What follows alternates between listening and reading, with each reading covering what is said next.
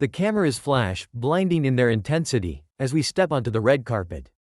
Julia grips my arm tightly, flashing that perfect smile she's mastered over the years. To the outside world, we're the epitome of the power couple, successful, talented, and flawlessly in sync. But they don't see the cracks, they don't know that the very foundation of our relationship is rotting beneath us. I glance at Julia from the corner of my eye. Her sequined dress catches the light, shimmering like a million lies. She seems relaxed, almost too much so, and it makes my stomach churn. My eyes drift past her to the figure standing a few feet away, Oliver, our stylist. He gives her a look, one that's far too familiar, far too intimate for someone in his position. It's a fleeting moment, but I catch it, and it sets off an alarm bell in my head.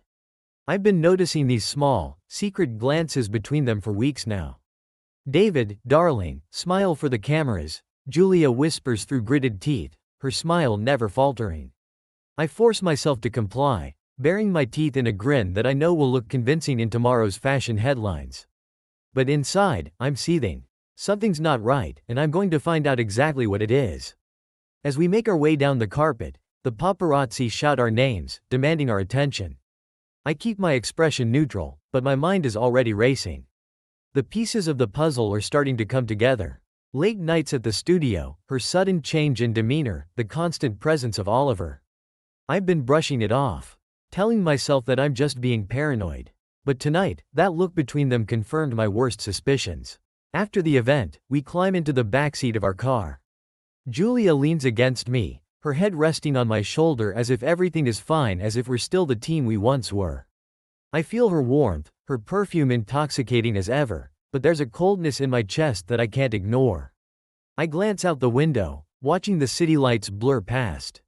She's pretending, and I've been pretending too. But that ends tonight. We get home, and Julia immediately heads to our bedroom, claiming exhaustion.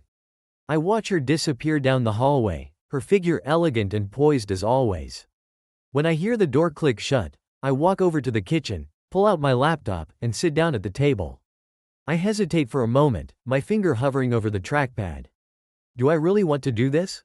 Do I want to open Pandora's box and confirm what I already suspect? I grit my teeth and open our shared cloud storage. I sift through her folders, scrolling past countless photoshoots, design drafts, and emails. And then I find it, a hidden folder, buried deep in a mess of files. I open it, my heart pounding, and there it is, a series of messages, photos, and videos. All from Oliver. All to Julia. It's like a punch to the gut. I knew it. I fucking knew it. My stomach turns as I scroll through the evidence, playful messages, inside jokes, selfies in places I recognize all too well. Some of the photos were taken in our studio, in the very space where we built our brand together. And here she is, betraying everything we've created for a fling with our stylist.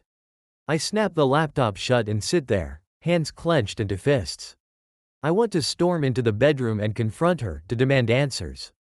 But as I sit in the silence of our perfect home, I realize that I need to play this smart. I need to hit her where it will hurt the most. Does she want to betray me? Fine, let her think she's gotten away with it. But I'm not going to let this slide. No, I'll make sure her betrayal is as public as the lie we live. And the best place to do it? The upcoming fashion show. I smile bitterly at the thought. The world is about to see just what happens when you cross David Adams.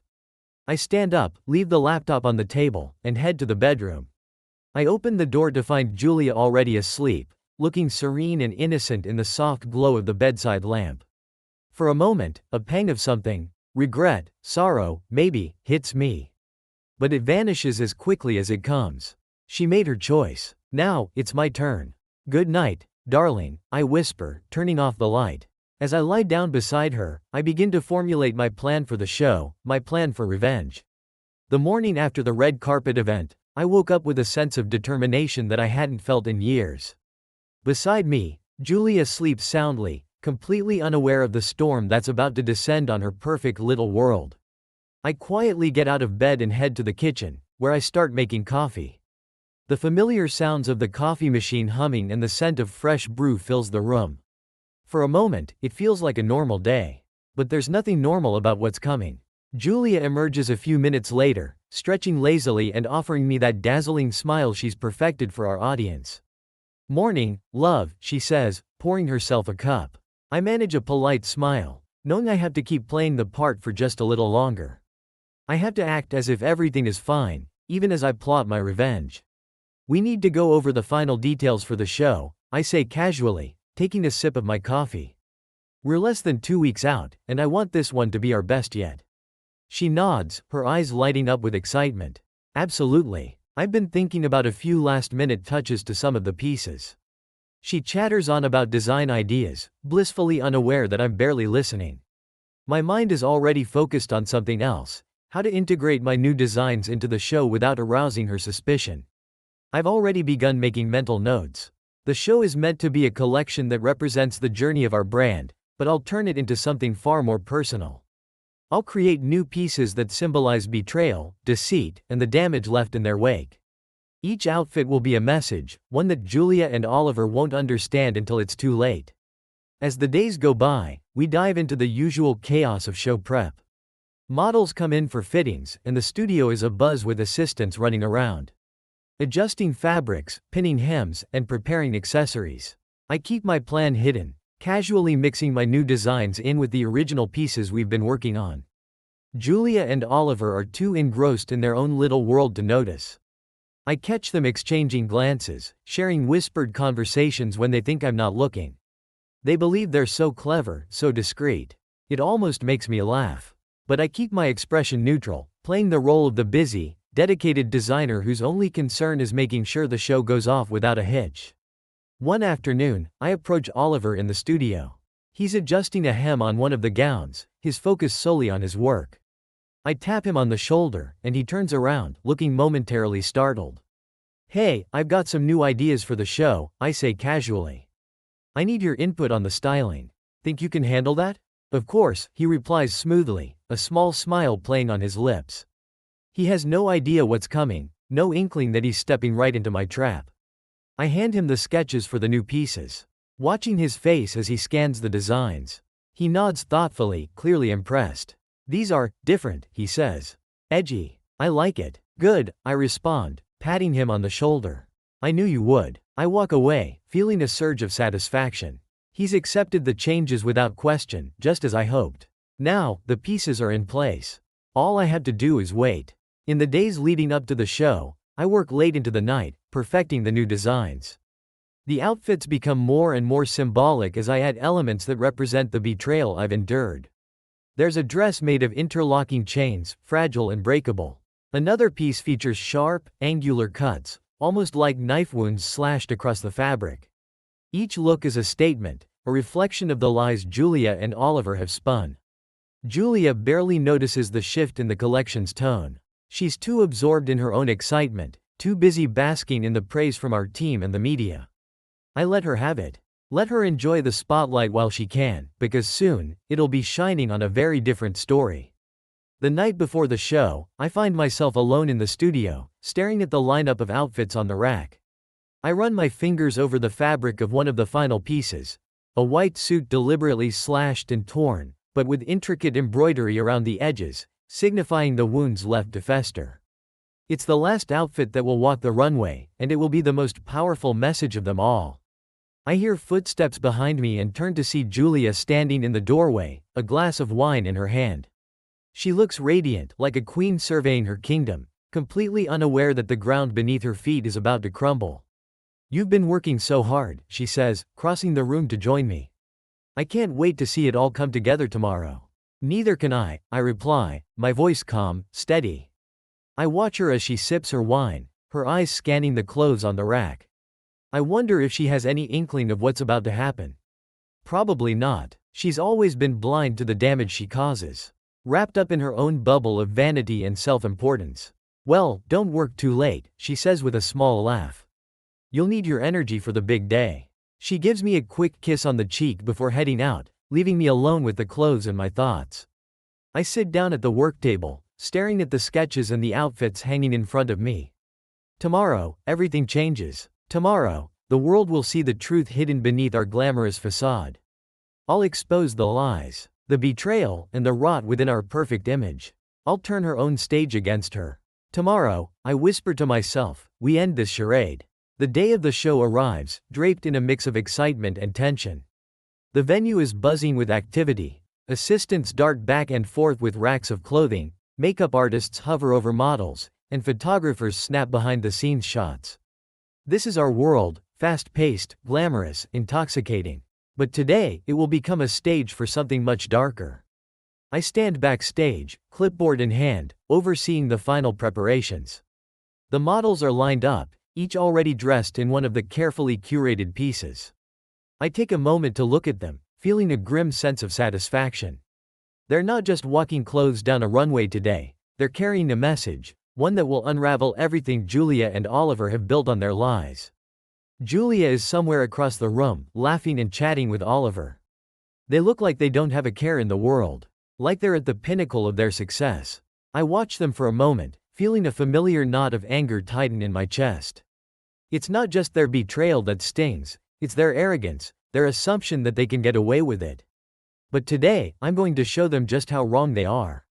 "David, everything looks perfect," Julia calls out, catching my eye. Her smile is radiant, glowing with the thrill of what she believes will be our greatest triumph yet. I force a smile in return. Nodding. "Thanks. Let's make this one unforgettable," I reply, knowing she has no idea just how unforgettable it's about to become. As showtime approaches, the lights in the venue dim, and the chatter of the audience fades into a quiet murmur of anticipation. I step away from the chaos backstage to peek through the curtains. The place is packed. Fashion editors, influencers, celebrities, everyone who matters in the industry is here, ready to witness what they expect to be our latest masterpiece. "Places, everyone," I call out, my voice steady despite the adrenaline coursing through me. The models take their positions, and the music begins, a haunting, slow beat that fills the room with an almost sinister tension. The first model steps out onto the runway, and the show begins. At first, it plays out like any other fashion show. The audience watches in awe as models glide down the runway, showcasing the initial, more conventional designs. Julia and Oliver are in the front row, clapping and smiling, completely at ease. They're enjoying every minute of this, still blissfully unaware of what's coming. Then, the music shifts. The haunting melody deepens, a dark undercurrent creeping into the atmosphere. The lights change to a colder, harsher hue, casting long shadows across the runway. The second half of the show begins, and with it, the unveiling of my true message. The first model of this segment steps out, draped in the interlocking chain dress. It shimmers under the harsh lights, its broken links and jagged edges symbolizing the fragility of trust. I see Julia's smile falter, her eyes narrowing in confusion. She wasn't expecting this. Good, let her wonder. As the models continue to emerge, the symbolism grows more intense. A dress with slashed fabrics resembling knife wounds. Another adorned with shattered glass embellishments, hinting at broken promises.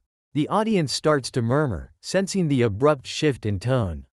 It's no longer a fashion show, it's a spectacle of betrayal and ruin. I glance at Julia. She's stiff in her seat, her eyes darting nervously from the runway to the people around her. Oliver shifts uncomfortably beside her, his expression mirroring her confusion. They're starting to get it. They're realizing that this show isn't just about fashion, it's about them. And then, the final model steps out. She's wearing the white suit, slashed and torn in all the right places, but beautifully embroidered along the edges, symbolizing scars that will never truly heal. In her hands, she holds a mirror, its frame made to look like broken glass. She walks slowly, each step deliberate, the crowd falling into a stunned silence. When she reaches the end of the runway, she turns and lifts the mirror, holding it high for all to see. The spotlight shifts to the audience, catching Julia in its harsh beam. The mirror reflects her face back at her, exposing her shock, her horror. I watch as the color drains from her cheeks, her mouth falling open slightly in disbelief. Oliver beside her is equally stunned, his eyes wide and fixed on the mirror as if it holds some terrible truth. A murmur ripples through the crowd. They're putting it together now, whispering to each other, glancing at Julia, at me. Phones are raised, cameras clicking furiously as they capture every second of this public unraveling. The whispers grow louder, transforming into a collective gasp as they grasp the narrative that's been unfolding on the runway. Julia stands abruptly, her chair scraping loudly against the floor. She looks around, her eyes wild as if seeking an escape. She turns to me, her face a mixture of fury and fear. But I meet her gaze calmly, my expression giving nothing away. This is my victory. This is my answer to her betrayal. You planned this, she hisses, her voice barely audible over the noise around us. I smile slightly, just enough for her to see. Yes, I say simply. I did. The room is electric with tension, the audience now fully aware that this isn't just a fashion show, it's a story. Our story, laid bare for all to see. Julia stumbles back, her hands trembling, while Oliver sits frozen, his face a mask of disbelief. As the lights dim and the final notes of music fade, I step onto the runway.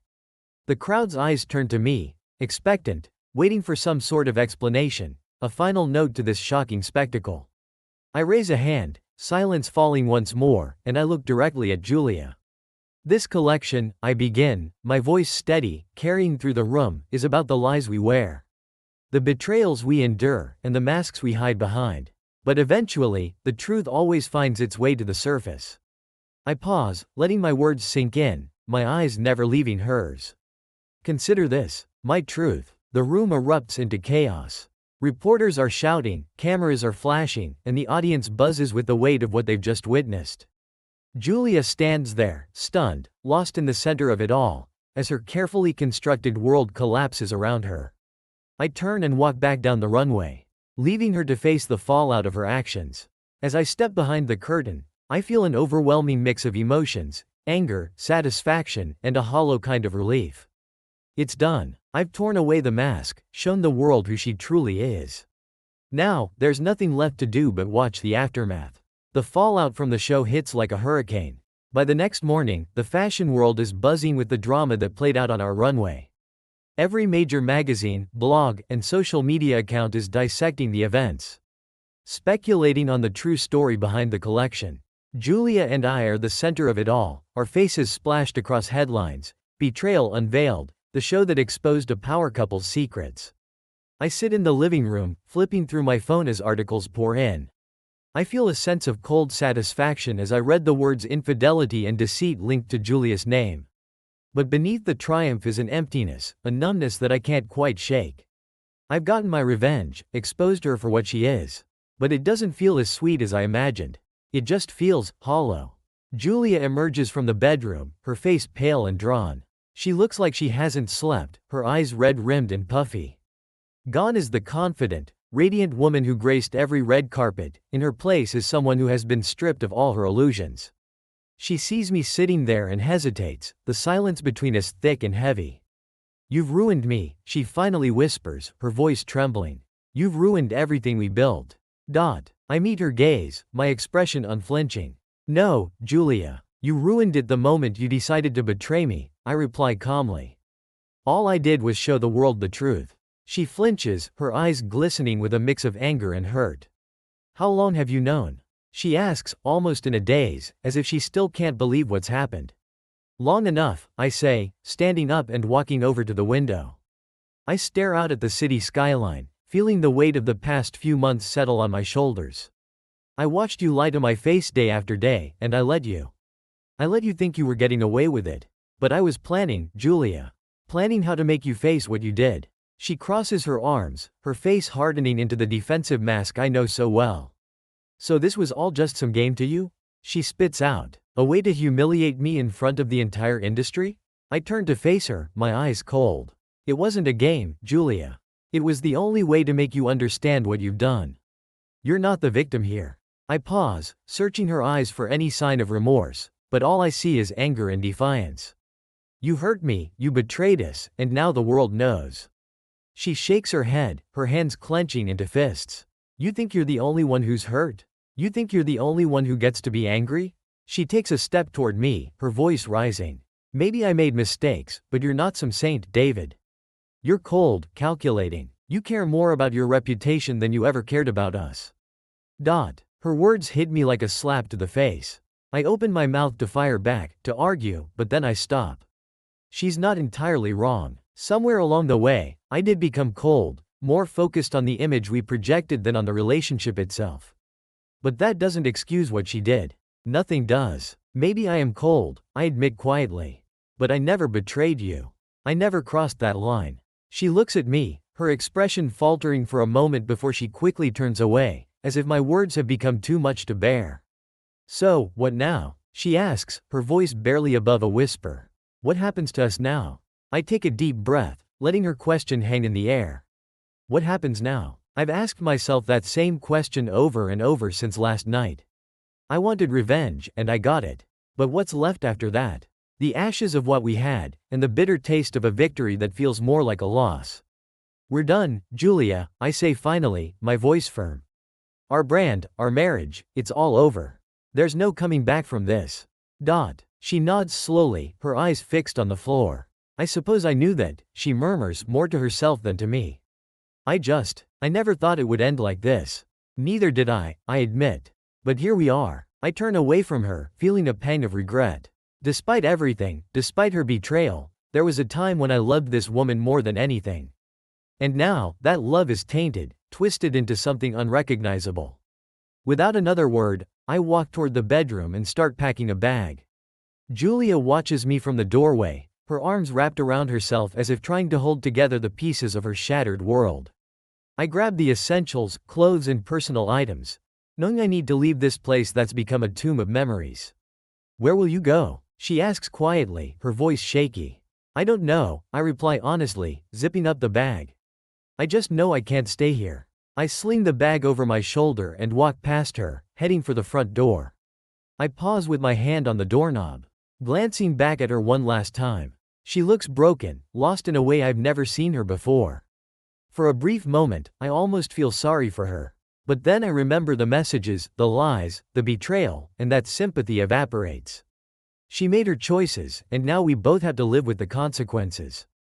Goodbye, Julia, I say, and then I walk out, shutting the door behind me. As I step into the hallway, I take a deep breath. It feels strange to be leaving like this, to be stepping out of the life we built together. But it also feels freeing, like I'm finally shedding the skin of a life built on lies. I don't know what comes next or how to start over, but at least I'm no longer trapped in that web of deceit. The elevator dings as it arrives, and I step inside, feeling the weight of the past few months lift slightly off my shoulders. The doors close, sealing me off from everything I've known. As the elevator descends, I realize that this is both an ending and a beginning. The revenge is done, the truth has been exposed. And now, it's time to rebuild, alone. I have no idea where this path will take me, but for the first time in a long time, I feel a sliver of hope. Hope that maybe, somewhere down the line, I can find myself again, free from the shadows of betrayal and anger. And as the elevator doors slide open, I step out into the world, ready to face whatever comes next. The first few days after I left were a blur. I moved into a small, impersonal hotel room across town, just a temporary refuge while I figured out what to do next. My phone buzzed incessantly with calls and messages, some from concerned friends, others from nosy journalists hungry for more details about our scandal. I ignored most of them, shutting myself off from the noise of the outside world. I needed to breathe, to think, to process the aftermath of everything I had set in motion. The fashion world had become a minefield. The fallout from our runway spectacle wasn't just contained to Julia and me. Our brand, once a beacon of style and creativity, had now become synonymous with drama and betrayal. Major magazines, the same ones that used to clamor for our designs, were now running pieces on how we fell apart. Sales plummeted, sponsorships evaporated, and suddenly, it seemed like our entire empire was built on quicksand. Exactly as I intended, or so I thought. I stared at the ceiling of my hotel room one night, exhaustion creeping in. Despite the revenge, despite the sense of satisfaction I had felt during the show, an emptiness gnawed at me. Was this it? I'd laid everything bare, shattered our lives in a public spectacle, and now, what was left? I hadn't thought this far ahead, consumed by the rage and pain that drove me to that point. I realized I had no idea how to move forward. 3 days after the show, I got a call from Jeremy, our business manager. He had been with us since the early days, helping build our brand from the ground up. I hesitated for a moment before picking up, unsure if I was ready to talk about the mess I'd created. "David, we need to talk," he began, his voice tense.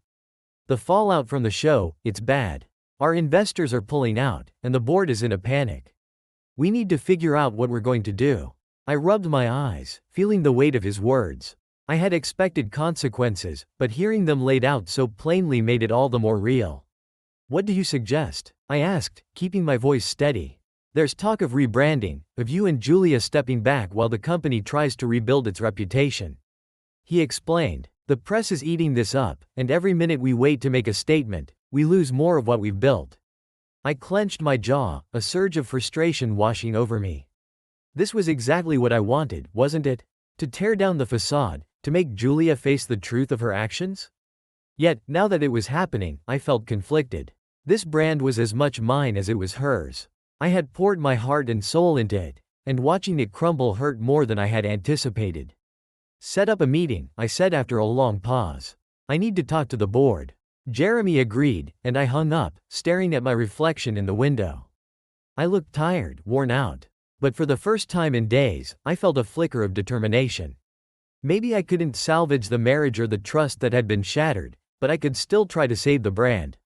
My brand. The following day, I walked into the office for the first time since the show. It felt strange, like stepping into a past life. The familiar surroundings now seemed tainted with the ghosts of everything that had happened. The staff glanced at me with a mix of pity and curiosity as I made my way to the conference room, where the board members were already assembled. Julia was there, too. She looked up when I entered, her eyes tired and distant. We hadn't spoken since I left, and the silence between us was palpable. I took a seat at the end of the long table, meeting the eyes of the board members one by one. Thank you all for coming. I began, my voice steady but low. I know the past week has been difficult. Our show has caused a massive backlash, and I take full responsibility for that. I glanced at Julia, who was staring at the table, her expression unreadable. What happened on that runway was personal, I continued, choosing my words carefully. I won't pretend otherwise. But the fallout has affected more than just us. It has hurt the brand, our employees, and our reputation. That's why I'm here today, to discuss how we move forward. One of the board members, a stern-looking man named Robert, leaned forward, his eyes sharp. David, we're facing a crisis. Investors are pulling out because they've lost confidence in the brand. We need to act quickly to address the damage. I understand, I replied, keeping my voice calm. Which is why I'm proposing that both Julia and I take a step back from the public eye for a while.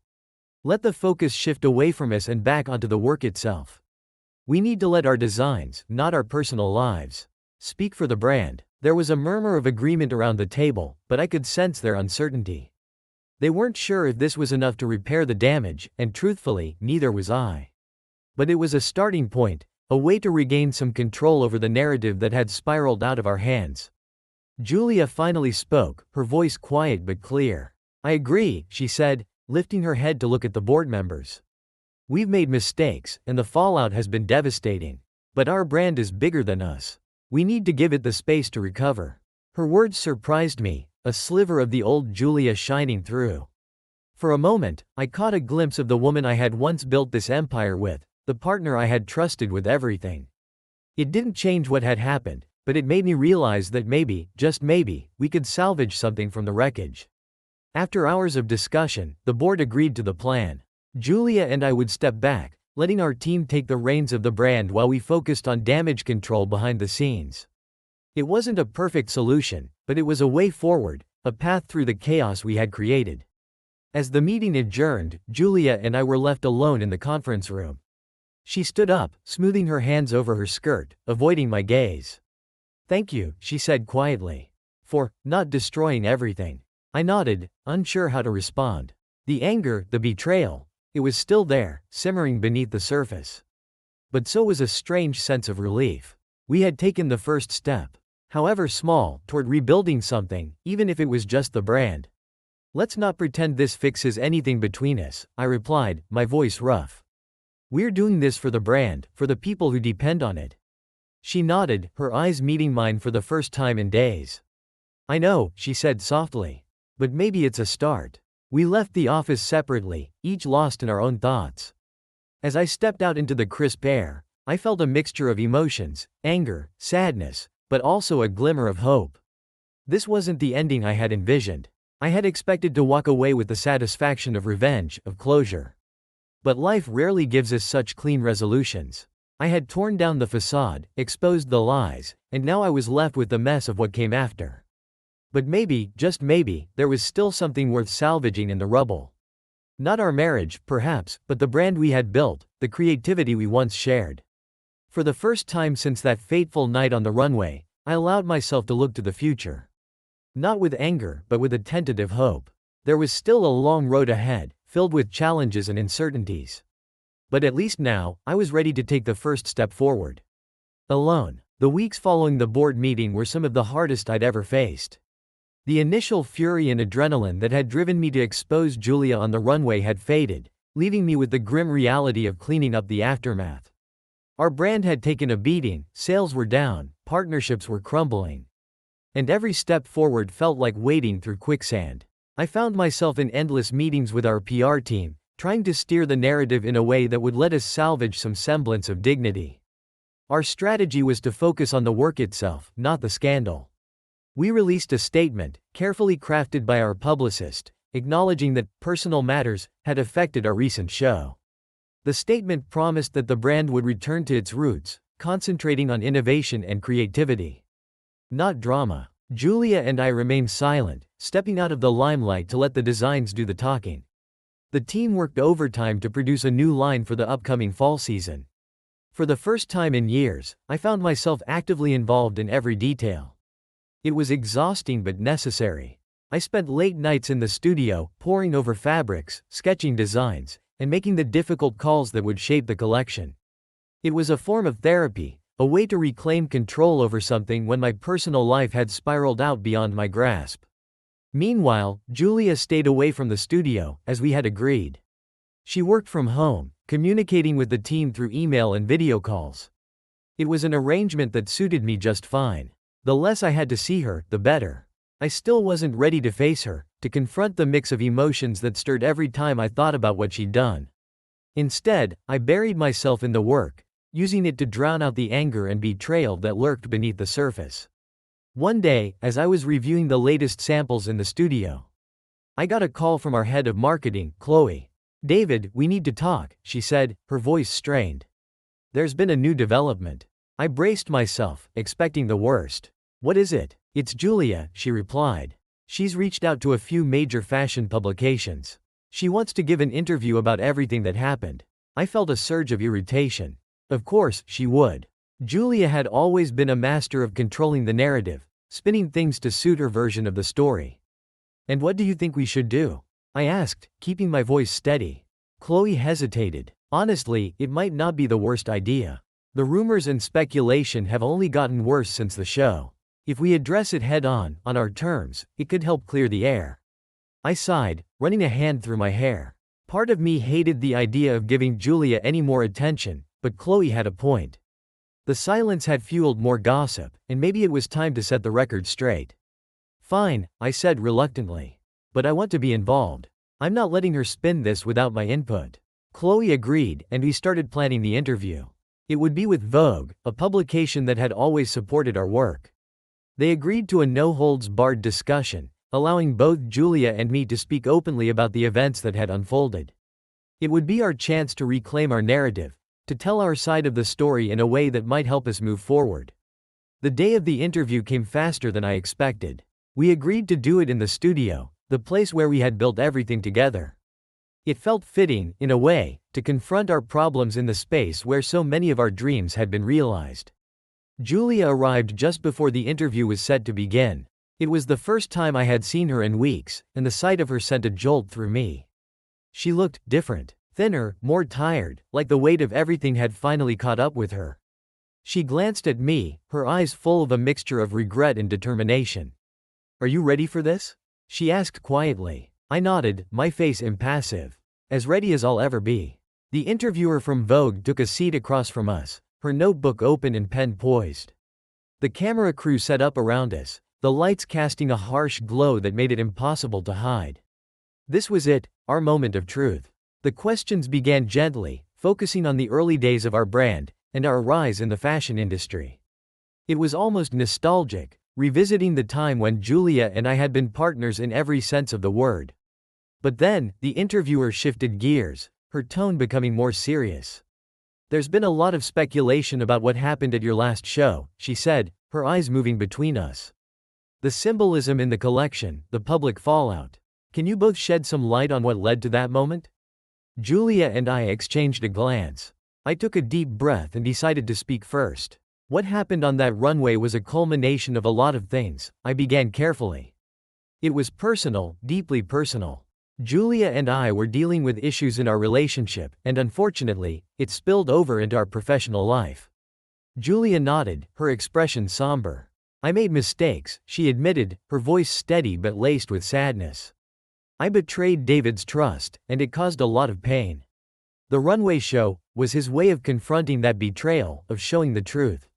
And I accept responsibility for my part in it. Hearing her admit it publicly was like a punch to the gut. I had wanted this, for her to own up to what she did. But now that it was happening, it didn't bring the satisfaction I'd expected. It just felt sad. The interviewer pressed on. How do you plan to move forward, both personally and professionally? I glanced at Julia, then back at the interviewer. We're still figuring that out, I said honestly. Our brand is bigger than us, and we owe it to our team and our supporters to try and rebuild. As for our personal relationship, that's something we'll have to navigate in time. Julia nodded, her eyes on the floor. I don't know what the future holds for us, she added. But I do know that the work we've done together is worth fighting for, even if it means we're no longer partners in the way we once were. The rest of the interview continued in a similar vein, touching on the challenges we faced and the steps we were taking to recover. When it finally ended, I felt a strange sense of relief. We had laid everything out and exposed the raw truth, and now it was time to pick up the pieces. In the weeks following the interview, a subtle shift occurred. The public response was mixed. Some people admired our honesty, while others still couldn't get past the drama of it all. But the interview did what we had hoped. It brought the focus back to the work, to the designs, and gave us a chance to start rebuilding. Julia and I fell into a new rhythm. We still kept our distance, only interacting when necessary for the brand. It was awkward, like maneuvering around shards of glass, but it was better than the cold silence that had filled the air before. We were both trying, in our own ways, to move forward, even if we weren't quite sure where that path would lead. Our new fall collection launched to a modest success. It wasn't the triumphant return I had dreamed of, but it was a start. The reviews focused on the craftsmanship and the design, not the scandal, which felt like a small victory. Our team was cautiously optimistic, and I could sense the morale in the studio slowly beginning to lift. One evening, as I was packing up to leave the studio, Julia approached me. Can we talk? She asked, her voice hesitant. I looked at her, my defenses immediately rising. About what? About us, she said, her eyes searching mine. I know things are different now, and I don't expect us to go back to how we were. But I think we owe it to ourselves to at least try to find some kind of peace. I sighed, rubbing the back of my neck. Julia, we can't just pretend everything's okay. I know, she replied quickly. I'm not asking for that. I want us to be able to work together without this constant tension. We built something incredible, and it deserves better than what we've let it become. She had a point. Despite everything, despite the anger and betrayal, we had built something special. Our brand, our creative vision, it was worth fighting for. And maybe, in time, we could find a way to coexist, if not as partners in life, then at least as partners in business. All right, I said finally, meeting her gaze. We'll try, but it's going to take time. She nodded, a hint of a smile on her lips. I know, and I'm willing to put in the effort. As she walked away, I felt a flicker of something I hadn't felt in a long time, hope. Not for a return to what we once had, but for the possibility of a new beginning, one built on honesty and the shared passion for the work that had always brought us together. The road ahead was still uncertain, filled with challenges and the echoes of past mistakes. But for the first time since that disastrous runway show, I felt like I could see a path forward. It wouldn't be easy, and it certainly wouldn't be perfect. But it was a start. And maybe, just maybe, that was enough. After our talk, a sense of cautious optimism settled between Julia and me. We agreed to try working together more closely on the upcoming winter collection, a move that would test the boundaries we had built since the fallout. The air between us remained tense, but there was also a quiet understanding, an unspoken agreement to make this work for the sake of the brand. As we got back into the routine of designing, I noticed that something had changed in the way we collaborated. The sharp edges of our conversations had softened. We were careful, deliberate in our words, and more mindful of each other's input. It wasn't like before when ideas flowed freely between us, but it was a step forward. Our team sensed the change as well. The energy in the studio shifted from hesitant to cautiously productive. Chloe, our head of marketing, commented on it one day as we reviewed the latest sketches. "You two are starting to look like a team again," she said, glancing between us with a small smile. I nodded, acknowledging her observation. "We're trying," I admitted, glancing at Julia. "It's not easy, but it's a start." Julia gave a tight-lipped smile and returned to her sketches, a hint of relief in her posture. I could see how hard she was trying, too. It wasn't just me putting in the effort, she was meeting me halfway, and that made a difference. Slowly, the resentment and anger that had built up between us began to thaw. One evening, we stayed late in the studio, working on the final touches for the winter collection. The studio was quiet, the hum of the sewing machines a comforting background noise as we pored over fabric samples and debated design choices. It almost felt normal. As we worked, Julia looked up at me, breaking the silence. "Do you remember our first collection?" I paused, the memory coming back to me. "Yeah," I said, a small smile forming. "We were terrified. Barely had enough money to cover the fabric costs." She laughed softly, nodding. "But we made it work somehow. I think that was the moment I realized we had something special, both in the brand and in us." Her words hung in the air, laden with the weight of everything that had happened since. I felt a pang of nostalgia for the simpler times before everything had become so complicated, so broken. "I miss those days," I admitted, surprising myself with the honesty of my response. "When it was just us against the world, building something from nothing." Julia sighed, her eyes fixed on the table. "So do I, and I know I ruined that, David. I know I can't take back what happened. But I do want to find a way forward, even if it's not the way it used to be." I took a deep breath, choosing my next words carefully. "I don't know if we'll ever get back to what we had," I replied. "Too much has happened. But maybe we can find something new, something that works for who we are now." She nodded, a hint of a smile on her lips. "I'd like that." It wasn't a promise of reconciliation or a path back to the love we once had, but it was a step toward building a new kind of partnership. One based on respect, creativity, and the shared passion that had brought us together in the first place. Over the next few weeks, our work on the winter collection continued to bring us closer. We found a rhythm that suited our new reality, a balance between collaboration and independence. Julia had her space to create, and I had mine, but when we came together to review the final designs, there was a sense of mutual respect that hadn't been there before. As the launch date for the winter collection approached, the pressure mounted. This collection would be our chance to prove that we were more than the scandal and that our brand had substance beyond the drama that had consumed it. It was a test not just of our creative abilities but of our renewed partnership. The night before the launch, we gathered the team in the studio for a final review. The mood was tense but hopeful. Everyone acutely aware of what was at stake. I stood at the head of the table, looking over the faces of our team. People who had stuck with us through the chaos, who had believed in our vision even when we had lost sight of it ourselves. "Tomorrow is a big day," I began, my voice steady. "This collection is more than just another line for us. It's our chance to show the world that we're still here, that we're still creating. I know it hasn't been easy, but I'm proud of what we've accomplished together." Julia nodded in agreement, her eyes scanning the room. "We've been through a lot," she added. "But we've come out stronger. Let's make tomorrow a success, not just for us, but for everyone who's put their heart into this collection." The team cheered, their energy infectious. I glanced at Julia, and for a moment, we shared a look of understanding. We were in this together, and no matter what happened tomorrow, we had found a way to work side by side once again. The day of the winter collection launch arrived with a mix of anticipation and nerves. The venue was buzzing with activity as the models, makeup artists, and stylists prepared for the show. Despite the tension in the air, there was also a palpable sense of excitement, the kind that comes with the debut of something new and daring. Julia and I moved through the backstage area, checking on the final details. It was a chaotic dance of last-minute adjustments, but it was also where I felt most alive.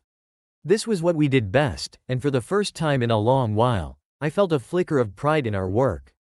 As the guests began to fill the venue, Chloe approached us, her eyes sparkling with excitement.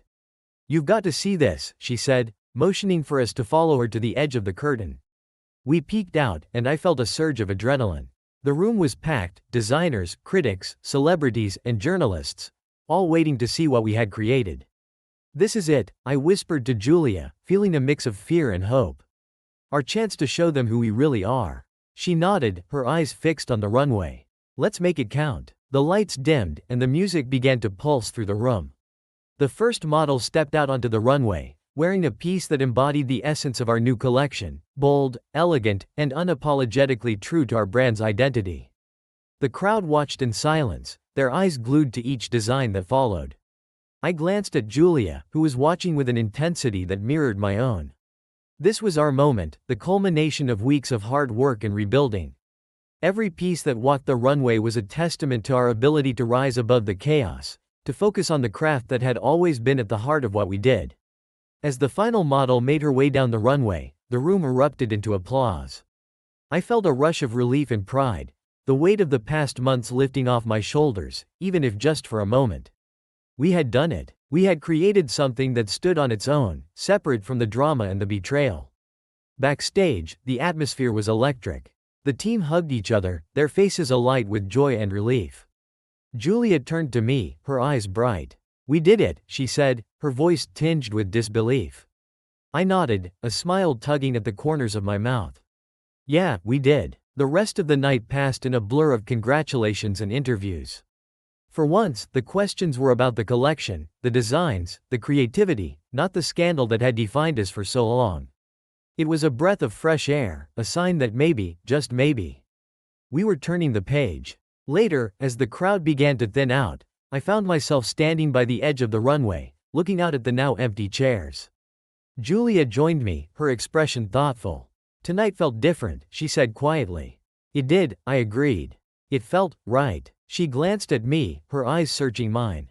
"Do you think this is the beginning of something new?" I considered her question, weighing everything that had happened between us, everything that still lingered. "Maybe," I replied slowly, "but it's not the same as before. It can't be." "No," she agreed, "but maybe that's okay. Maybe this new beginning is what we need." I nodded, feeling a strange sense of closure settle over me. We had been through hell, exposed the rawest parts of ourselves, and somehow, we had come out on the other side, not unscathed, but stronger in a different way. As we stood there, I realized that this wasn't the happy ending or the clean resolution I had once sought. It was messy, complicated, and uncertain, but it was also real. And in the world we had built, where so much was about image and perception, maybe real was the best thing we could strive for. "Here's to new beginnings," I said, extending a hand to Julia. She looked at my hand for a moment, then took it, her grip firm and warm. "To new beginnings," she echoed, a hint of a smile on her lips. And just like that, standing together on the edge of the runway, we took the first steps toward whatever our new story would be. The days following the winter collection show were a whirlwind of activity. The positive reception exceeded our expectations, bringing a renewed sense of purpose to the studio. For the first time in months, the focus was back on our designs, not our personal drama. As the weeks went by, it became clear that the show had marked a turning point for us, both as a brand and as partners in this shared venture. Julia and I continued to work together, gradually finding our rhythm. The tension that had once filled every interaction between us began to ease. We weren't exactly friends, and the wounds of the past hadn't magically disappeared, but there was a mutual respect that we had rebuilt from the ashes. It was a fragile, delicate thing, but it was there. One morning, as I sat in the office reviewing our latest sales reports, Chloe walked in, a bright look on her face. "David, you need to see this," she said, placing a magazine on my desk. It was the latest issue of Vogue, and on the cover was one of our winter collection pieces, bold, sophisticated, undeniably ours. "They're calling it a comeback," Chloe said, unable to hide her excitement. "They're saying it's the best collection you've done in years." I picked up the magazine, flipping through the pages to the feature article. It was a glowing review, praising the intricacy of our designs, the attention to detail, and, most importantly, the story behind the collection. For the first time, they were talking about us not as a scandal, but as creators who had something to say. I felt a rush of pride and glanced up at Chloe. We did it, I said, more to myself than to her. We're back. She grinned. And this is just the beginning. The sales numbers are already reflecting the buzz. Retailers are calling, wanting to place orders for the spring collection. As she left the room, I leaned back in my chair, letting the feeling of accomplishment wash over me. We had taken a risk with this collection, pouring everything we had into it despite the chaos of our personal lives. And it had paid off. It felt like a validation of all the hard work, the late nights, the struggle to move past what had happened between Julia and me. Later that day, Julia walked into my office with a cup of coffee in hand. I heard the news, she said, her tone cautious but hopeful. Looks like we're back on track. I nodded, setting the magazine aside. Yeah, it's a good start. She took a seat across from me, her eyes scanning my face as if searching for some clue about how I was feeling. I've been thinking, she began, her voice measured. About the brand. About us. I raised an eyebrow, unsure where this was going. What about it? We've proven that we can work together, that we can still create something amazing despite everything, she said. But I think it's time we consider the next steps for both of us, personally and professionally. Her words hung in the air, and I felt a knot tighten in my stomach. What are you getting at, Julia? She sighed, glancing out the window. I love this brand. It's been my life for years. But I've realized that I need to explore who I am outside of it, outside of us. I want to take a step back, and maybe even pursue some solo projects. I think it would be good for both of us. The idea hit me like a punch to the gut. We had just managed to find a way to work together again, and now she wanted to leave. But as I watched her, I could see the truth in her eyes. She wasn't running away. She was seeking something that she couldn't find here anymore.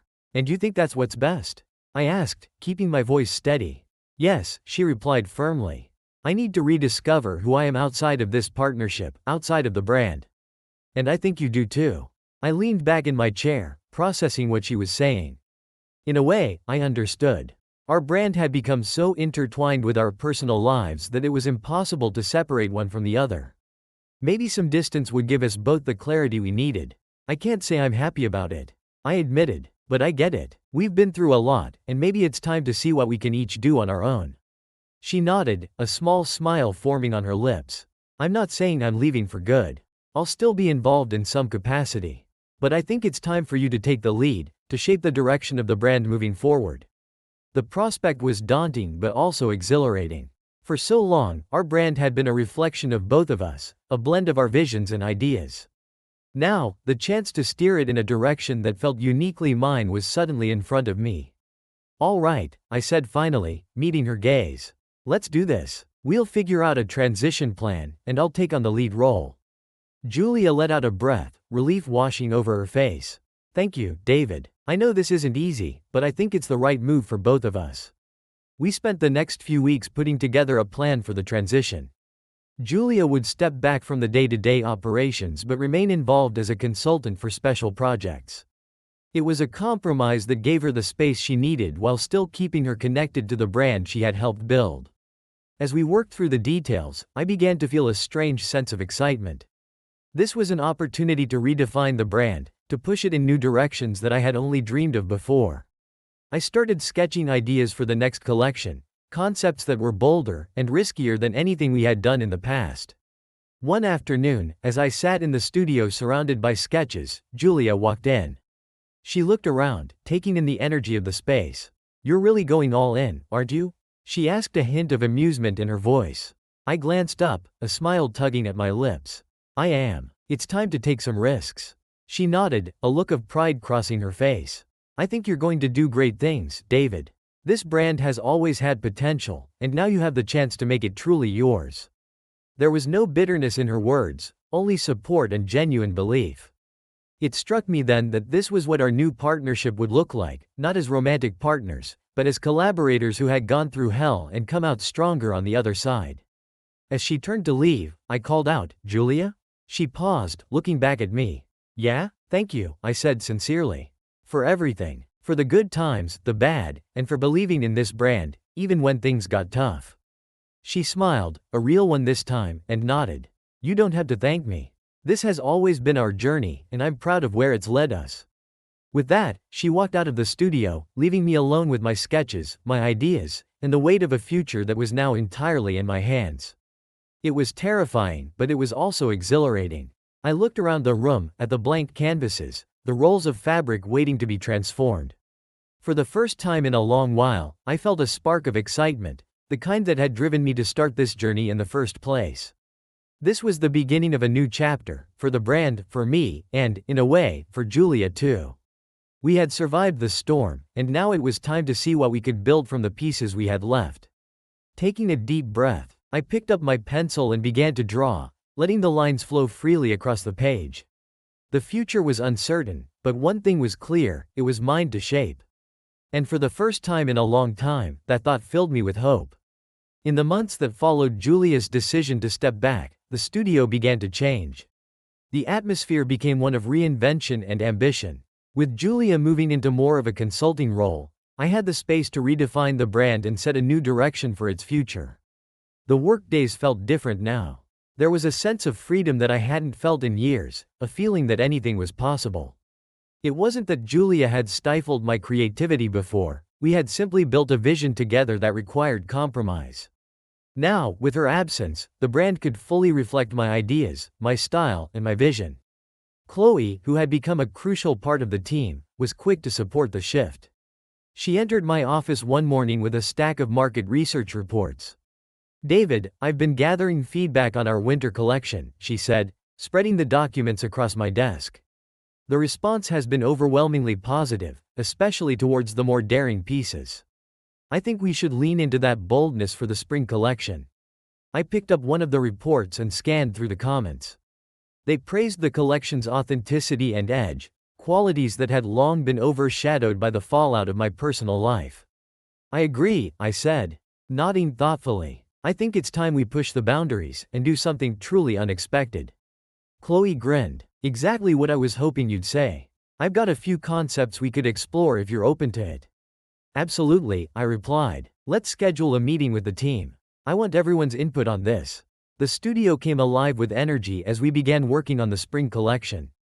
I pushed the team to experiment with new materials and styles, encouraging them to break away from our previous, more conventional designs. For me, this collection wasn't just about the clothes. It was about defining what our brand stood for in this new era. I spent hours in the studio, sketching late into the night. My ideas were bold and unconventional, with hints of the avant-garde. I wanted this collection to make a statement, to signal that we were no longer just an established brand trying to hold on to our past success. We were evolving. One evening, I found myself alone in the studio, staring at a half-finished sketch. I felt the familiar pressure of doubt creeping in. Could I really pull this off on my own? Was I making the right decisions for the brand? The door creaked open, breaking my train of thought. I looked up to see Julia standing in the doorway, holding 2 cups of coffee. "Thought you might need a break," she said, stepping inside. I took the cup from her, grateful for the gesture. "Thanks. It's been a long day." She looked around the room, her eyes landing on the scattered sketches and fabric samples. "Looks like you've been busy," she remarked, a hint of admiration in her voice. "I can see the new direction you're going for. It's bold." I nodded, taking a sip of the coffee. "That's the idea. I want to shake things up, make a statement that this is a new era for the brand." She moved closer, examining one of the sketches on the table. "You're taking risks," she observed. "But they're good risks. I think it's exactly what the brand needs." Her words were encouraging, and I found myself relaxing a bit. "I appreciate that," I said, setting the cup down. "But it's a lot of pressure, you know? I've never led the brand on my own like this." Julia turned to face me, her expression serious yet supportive. "David, you've always had the vision. I was just one part of it. Now it's your time to lead, to make the brand into what you've always wanted it to be. And from what I can see, you're doing a damn good job." Hearing that from her, of all people, meant more than I cared to admit. I had been so focused on proving myself, on showing the world, and maybe Julia too, that I could carry the brand forward. Her support, even from the sidelines, gave me a renewed sense of confidence. "Thanks, Julia," I said quietly. "I guess I just needed to hear that." She smiled and gave my shoulder a reassuring pat. "You're going to be fine. Better than fine, actually. I have no doubt this collection will be something special." With that, she left the studio, leaving me alone with my thoughts. I glanced back at the sketch on the table. feeling a new resolve settle over me. This was my chance to show what I could do, to take the brand to places it had never gone before. As the weeks passed, the collection began to take shape. The team embraced the new direction, coming up with ideas that pushed the boundaries of our usual aesthetic. We experimented with asymmetry, unexpected color combinations, and bold patterns. Each piece was designed to tell a story, to reflect the complexity and strength of the brand's new identity. Finally, the day came for the collection's first internal review. I stood in the center of the studio, surrounded by racks of clothing, my heart pounding with a mix of excitement and nerves. The team gathered around, Chloe standing beside me, ready to present our work. "All right, everyone," I began, my voice steady. "This is it, our spring collection. I know we've taken some risks with this one, but that's what makes it special. I want your honest feedback. Let's see what we've created." One by one, the models walked out, each wearing a piece from the new collection. The room fell silent as the team took in the designs, their eyes wide with surprise and awe. The clothes were striking, a blend of elegance and rebellion, embodying the brand's new vision. When the final model stepped back into the dressing room, I turned to face the team, bracing myself for their reactions.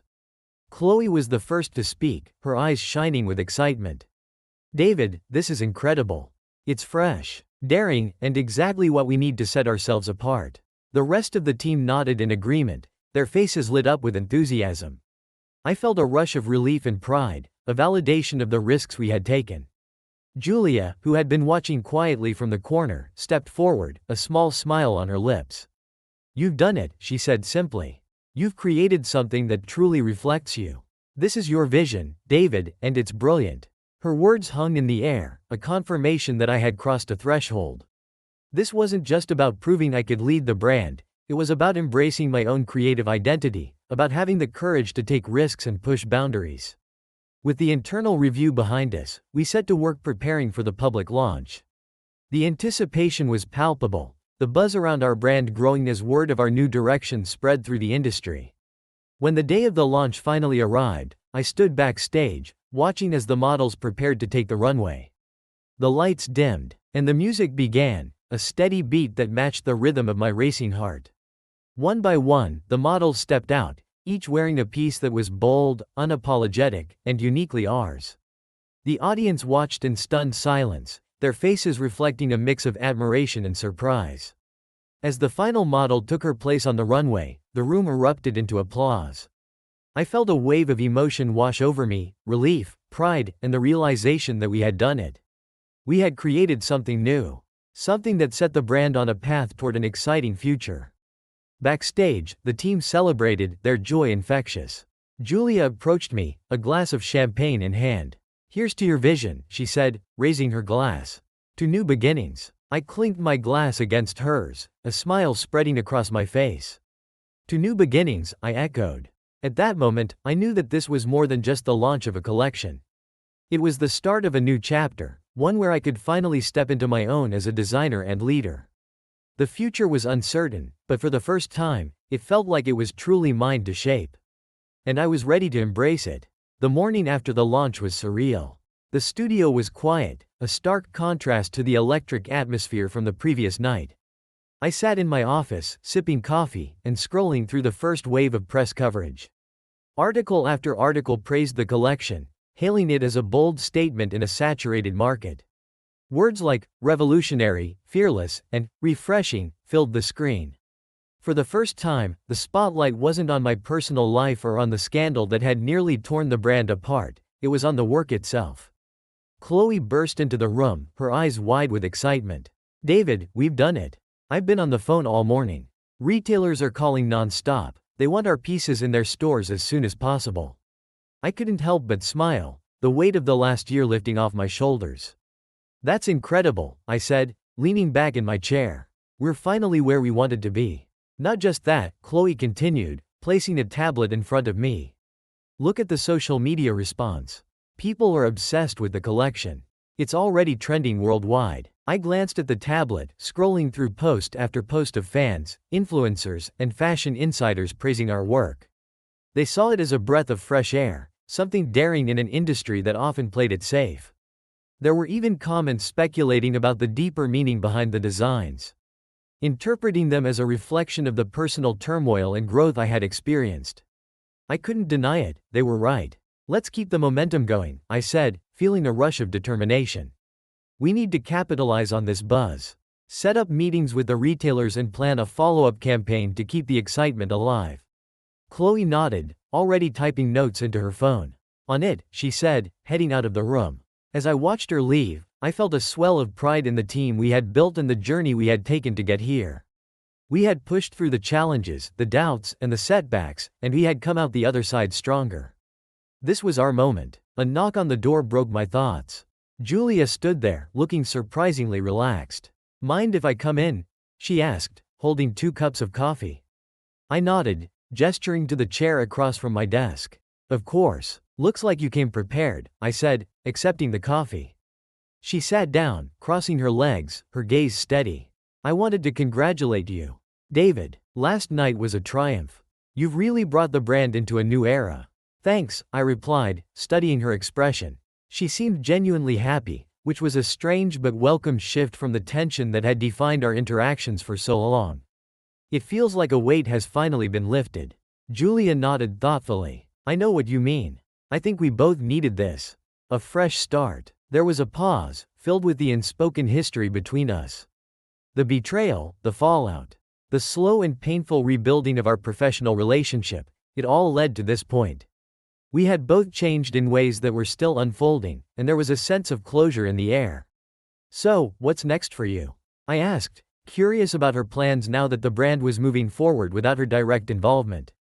I've been thinking about that, she admitted, a flicker of uncertainty crossing her face. For now, I want to focus on some solo projects and explore my own creativity without the pressures of running a brand. Maybe even start my own line someday. I felt a pang of something, not quite regret, but a bittersweet recognition of what we used to have as partners. I think that's a great idea, Julia, I said sincerely. You have so much talent, and now you'll have the space to explore it in your own way. She smiled, a genuine warmth in her eyes. And you? What's next for you and the brand? I took a deep breath, considering the question. I want to keep pushing boundaries, I replied. This collection was just the beginning. I want to explore new themes and new materials, and take the brand into uncharted territory. It's time to see how far we can really go. Julia nodded, standing up with her coffee in hand. Well, whatever you do, I have no doubt it will be extraordinary. Just promise me one thing. What's that? I asked, curious. Don't lose sight of why you started this journey in the first place, she said. Don't let the industry dictate your vision. Stay true to what you believe in. Her words struck a chord. A reminder of the passion that had driven me to create in the first place. I promise, I said, meeting her gaze. Thanks, Julia. She gave me one last nod before leaving the office.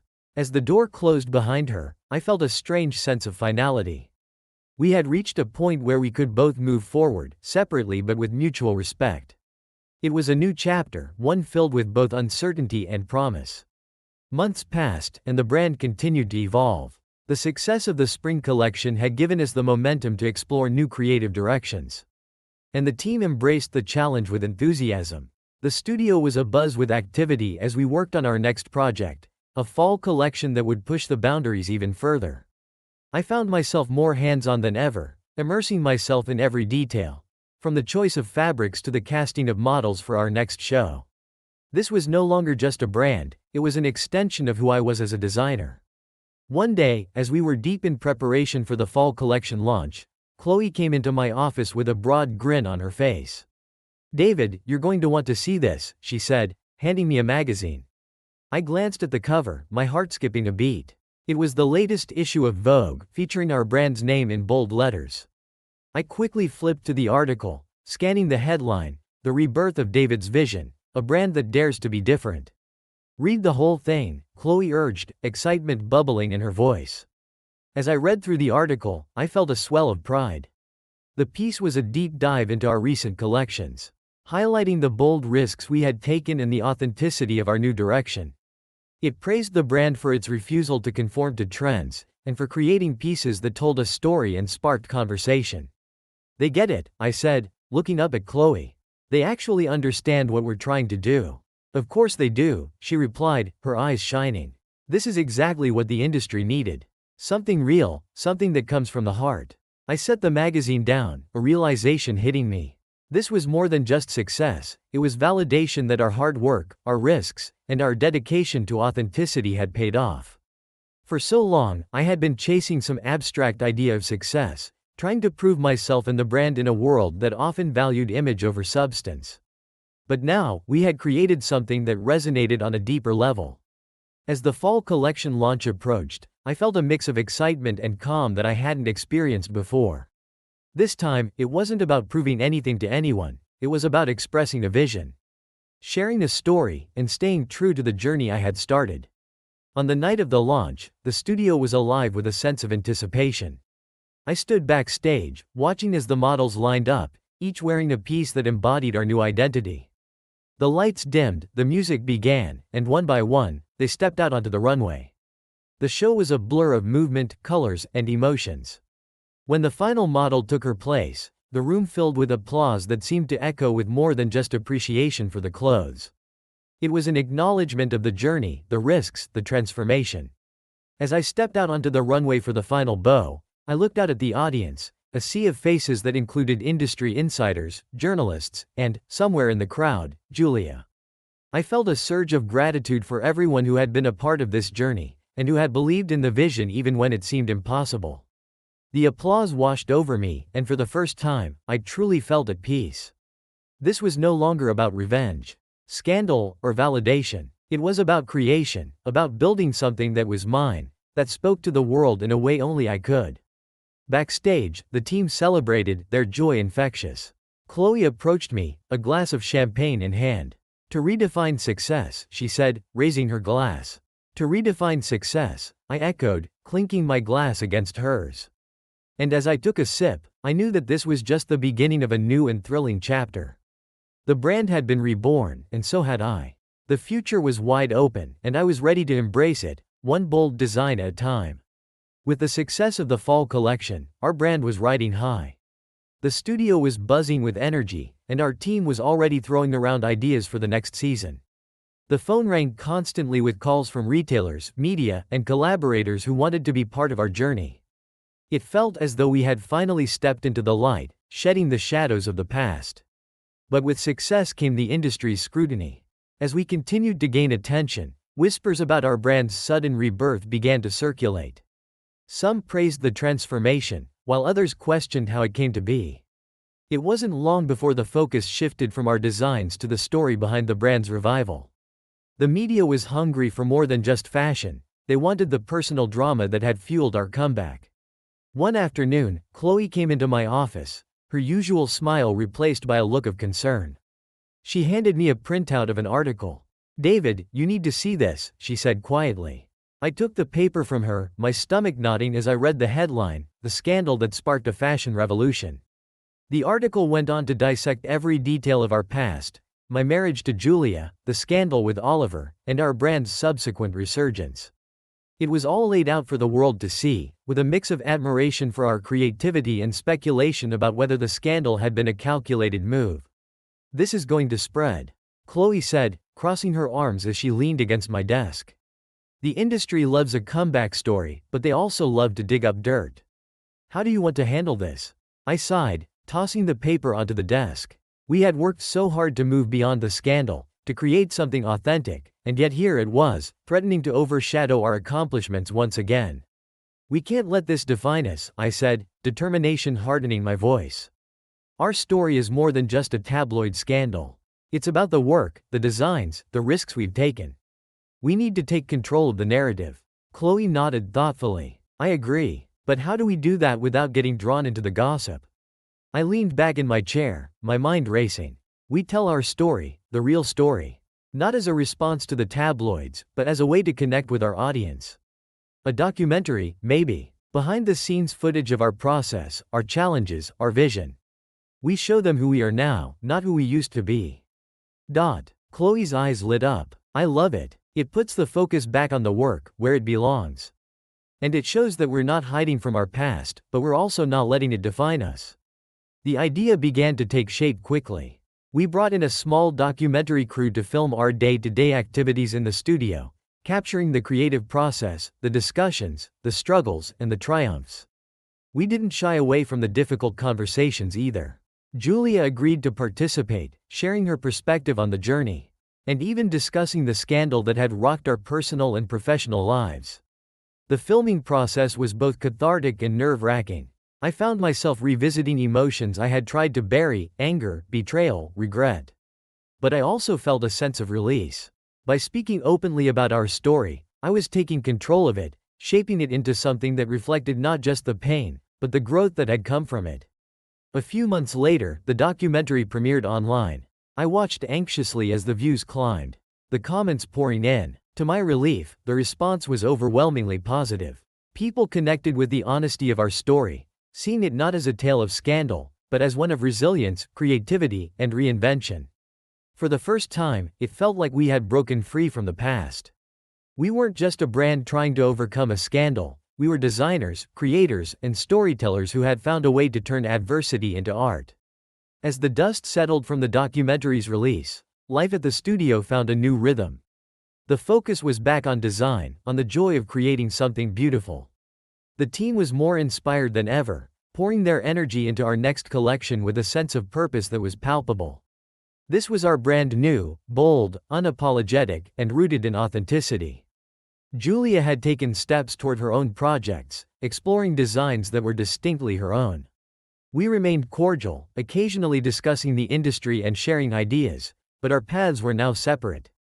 It was a healthy distance, one that allowed us both to grow in our respective directions.